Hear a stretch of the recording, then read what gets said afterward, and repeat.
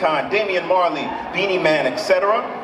He's received international recognition, winning the Best African Act at the 2006 Mobile Awards, 3 awards in 2007 at the Ghana Music Awards, and in February 2008 he won the African Artist of the Year at the Headies. Right. And so, as you can see, we have some world-class artists today. How you brothers doing? We're doing great, great. Yeah. So we'll get another mic for you, Gabe. Thank you guys for being with us. As we mentioned earlier, Kijiji Night is all centered around the concept of the African village as a source of life, a source of power, a source of strength. And so I want to start along the lines of that theme. Can you, starting with Gabe, can you tell us about your background and upbringing, how you developed as a person, as an artist, and specifically touch on the village that nurtured and created you and how that affects your music? Yeah, so can everybody hear me all right? Yeah, so I was born and raised in South Seattle, born in 1981. My mother's from Ethiopia. My father is Scottish, Irish, Native American, but I grew up in my mother's house. They split up when I was a kid, and my concept of the village starts inside my mom's house. I feel like inside the house and outside of the house were two completely different realities. She migrated here on her own from Ethiopia in the late 60s, so before there was a mass migration of folks from Ethiopia. A lot of people in the Ethiopian community call my mom one of the old timers, and they call me one of the first kids, meaning I was like one of the first kids born here. Say, yes, like growing up, Ethiopian sense of pride in that, you know, we were never colonized has always been something that gave me pride, because it's something that let me know, like, you don't have to assimilate into anything, but I've also felt like, you know what, I also need to push back against this, because there are things that are white supremacist in nature that I've learned from my Ethiopian family that I need to push back against and fight against, especially here in America. So that's something that's always actually kept me motivated in a way. To really research and find more of our history that isn't told, and to also question the things that are given to me, both from Western school, but also my family. So yeah, thank you. And have been able to reinvent themselves over the years and are still relevant today. So all of those things inspire me, and I'm always looking at myself as, if you're here to do music for a living, then you don't look at it as a hit song kind of journey. You're looking at it as a whole lifelong journey where you're going to be going through peak seasons and drought seasons and ups and downs, and you're going to have to prepare yourself to embrace hit songs from other people, embrace uprising young talents, and know how to be able to, you know, merge with what's new and embrace what the future is bringing, and also new ways of doing things, so that you don't find yourself archaic in these times of, in this new era of internet where everything happens so fast. And so, as you guys know, this event is happening during Black History Month, and is a celebration of Black history and African culture. And so, we know that Black music is one of the most powerful cultural forces in the world. So, speaking as an African from the continent and one from the recent diaspora, Gabe, how has the Black American musical tradition shaped your music, and how has Black history in general in this country affected you and shaped the music you create? Well, thank you very much. I think I'll take that first. For me, growing up back home, Black American music told us the Black American story of the Black American and how he ended up there. So for those of us who had the ear for conscious music, we wanted to hear stuff with content. So we were listening to the artists that would link you to how they became Black people that just speak English and nothing else but English, and how I became a Black guy that speaks hundreds of tongues. So then I got to know about Black American culture through the music, and then I realized that to be able to do urban music, and appeal to the world, you have to be able to tap into all of these black genres of music like reggae, hip-hop, R&B, jazz, all of that, and then put your African in that, put all of your African in that, because this is how the world is listening to music now. This is what is appealing to the world now in terms of sound. So if you, involve all of these things and then have Africa as the base, then off you go. So that's how I kind of tapped into that and ended up here. Ghana, again, since Nkrumah has always been a leader in terms of Pan-Africanism and welcoming back those ones that were lost. And so, I say that to say that 400 years on, we as Africans from the newer diaspora, who are not the descendants of the enslaved, have benefited greatly from the opportunities built by those descendants of the enslaved here and the enslaved communities. 400 years on, in the year of the return, what do you think we as African people should be doing to repay that debt to the African American community, and what kind of investments can we make in helping our people to return? Well, I believe that in these times we need to let them feel at home, Let them feel confident enough to work with us and to develop with us. That's to say, we have to be able to embrace computer and IT and be able to match the know-how when it comes to these things, so that when they come home and they're speaking futuristic, there should be some of us who will be able to understand what they're saying and be able to meet them, if not same level, at least halfway, so that they can be able to impact positively whatever it is that they brought, and be able to also tap positively what it is that's here for them or in Africa for them. Yeah, so I believe in we shaping ourselves to be ready for the future, which is us coming together again as a unified people by breaking the code of door of no return to the return year now. Amen. I just gotta say, that's a beautiful question, and that's a really important question, and that's a question that people don't ask enough, and it's one that I feel like just the two of us aren't going to be able to answer alone, you know what I mean? But we just need to keep on having these kind of conversations, because I feel like there's no two groups that need each other more, you know what I mean, than the community of just African people on the continent and the ones that have been taken, you know what I mean? So, yeah. Introducing the African music legend all the way from Ghana, West Africa. Put your hands together for Samini!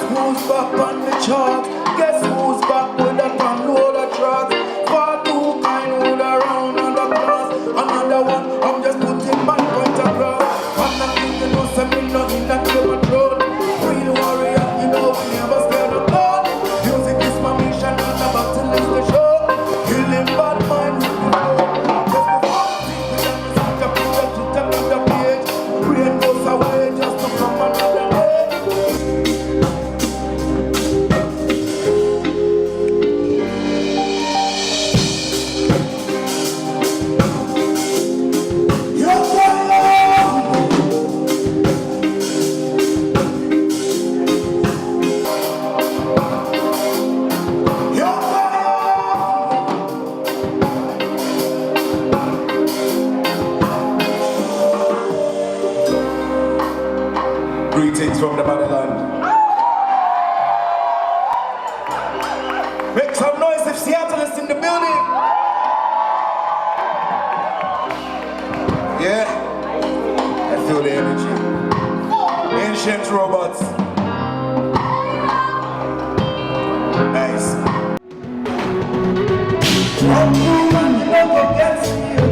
Rasta know me tight enough, he sets me up. Them lay ambush and I try set me up. But they know I'm good, I just bless me up. Funny man say I'm gonna end my career. In where I even run and end my career. Everybody knows that me are the benchmark for year. Gonna run the dada back with me. I ready. Dada back with me. The man here, dada back with me. I ready.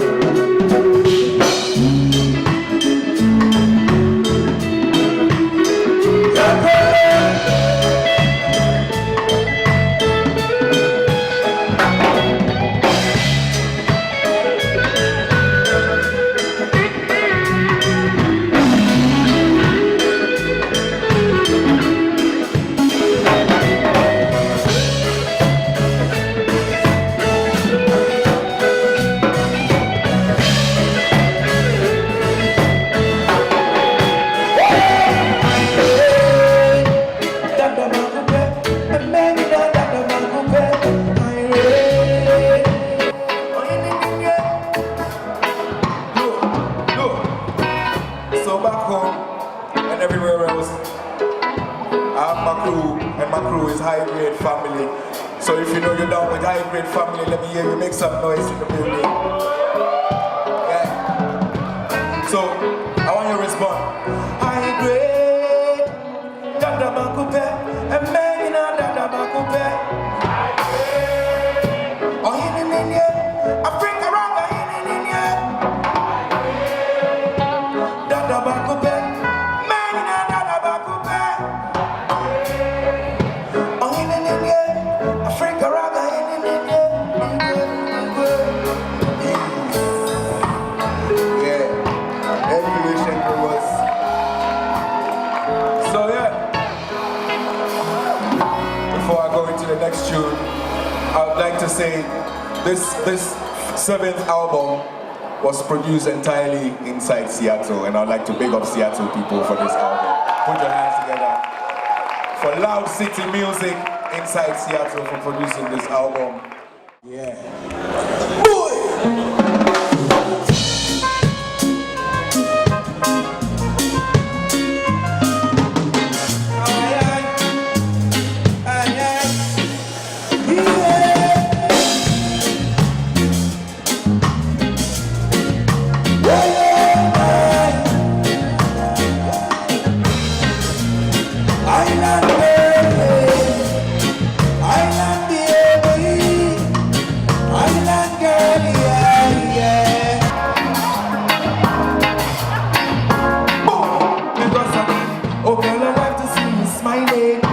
That's why I call you Miss Charming. If I love you looking for, I need to call me. Anything you know, you go fi call me. You make my ass skip a beat anytime you touch street. You know your face is complete. Sleeping, kill them hype on street, kill them twice on street. Girl in a top league. Baby, anything you do, they blow my mind. I be shy guy, but I close my eye. This time one line, I go blow my mind.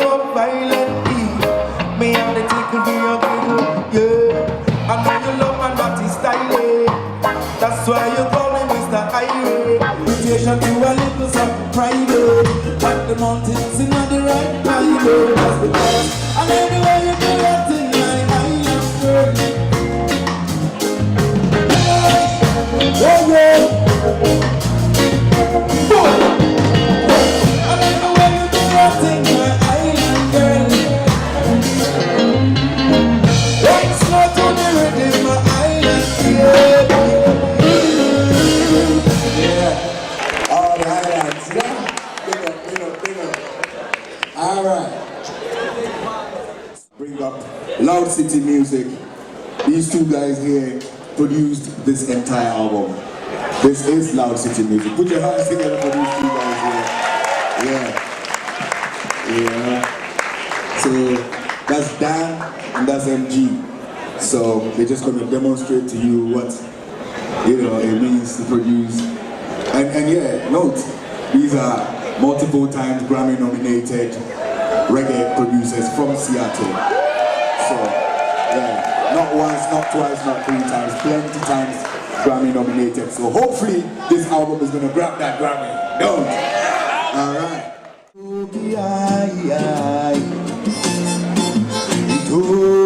Birthplace of mankind, Africa. Never let my memories fade. Don't let my memories fade. No. In the world, been traveling millions of years. It's time to tell my story. Rally round Jajo, chant some songs. Remember somebody and keep it holy.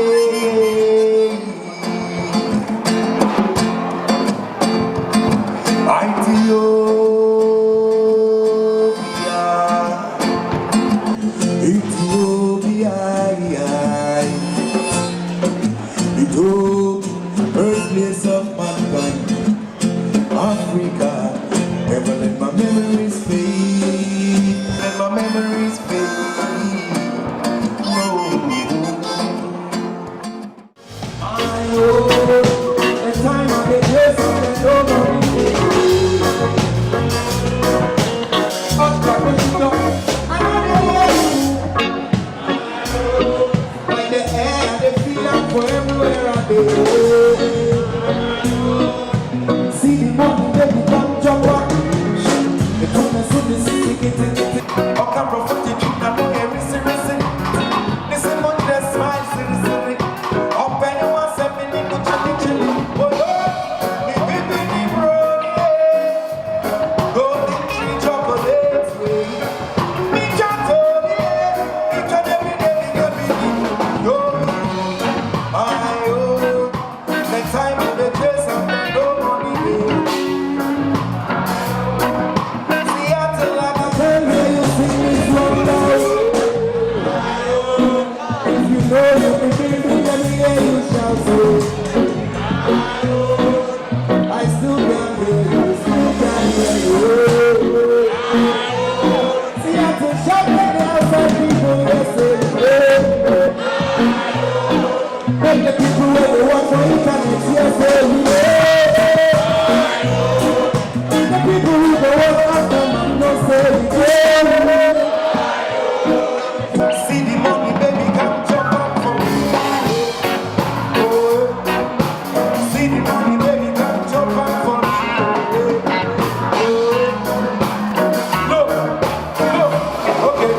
So before I go, when you look behind you, you see the merchandise table, yeah. Everything there is for sale. Everything is there is to support the movement. If you know, say you support the movement, fire down there and grab it for sale, yeah.